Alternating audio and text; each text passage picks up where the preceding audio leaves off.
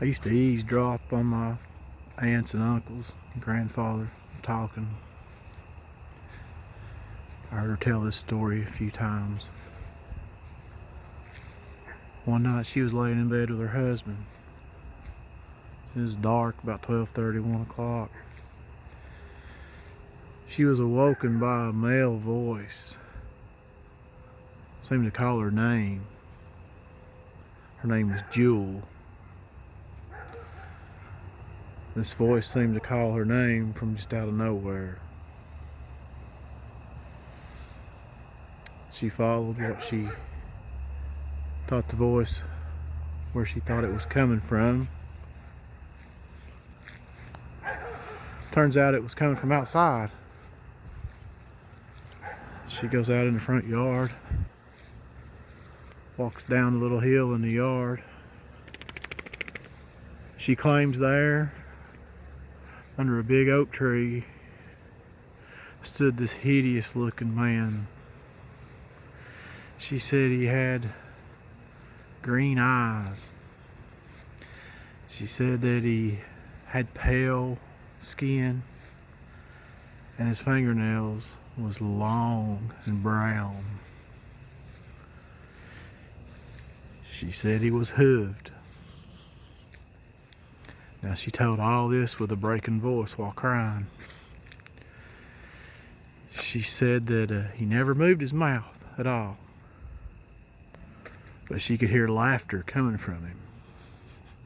She didn't know what this thing wanted. She didn't know what it was at the time. She watched as it stretched out its fingernail, its hand, and she said with its index finger and its long 3, 4, 5 inch fingernail that it took and it scratched the bark off the tree. And she said you could watch the bark roll up underneath its fingernail.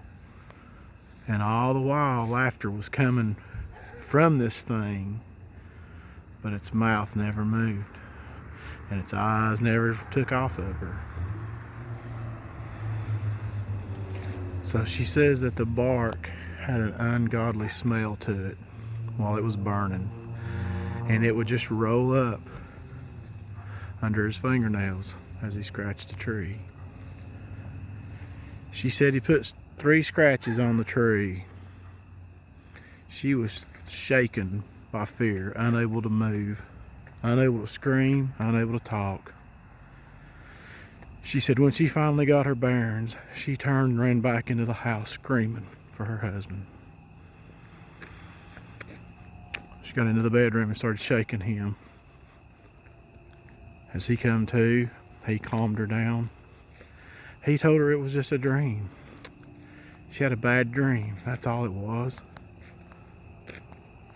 But she had leaves and dried dirt on her feet, as if she had really been outside.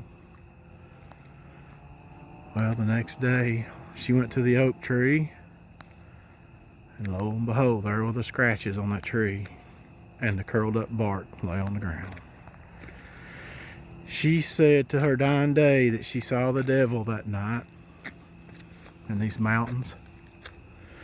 She don't know what he wanted with her. She didn't know the whole purpose of this visit. Later that evening, she would be taken to the hospital. She had a heart attack. Now, she didn't die. She was rescued from this heart attack. The doctors told her it was a stress-related heart attack. Well, she's dead now. But she swore to her dying day that that was the devil in her front yard, way back in that deep, dark hole. And that old oak tree, it died. It started decaying just after this. I remember as a child, we'd go there and look and see those scratch marks on that tree.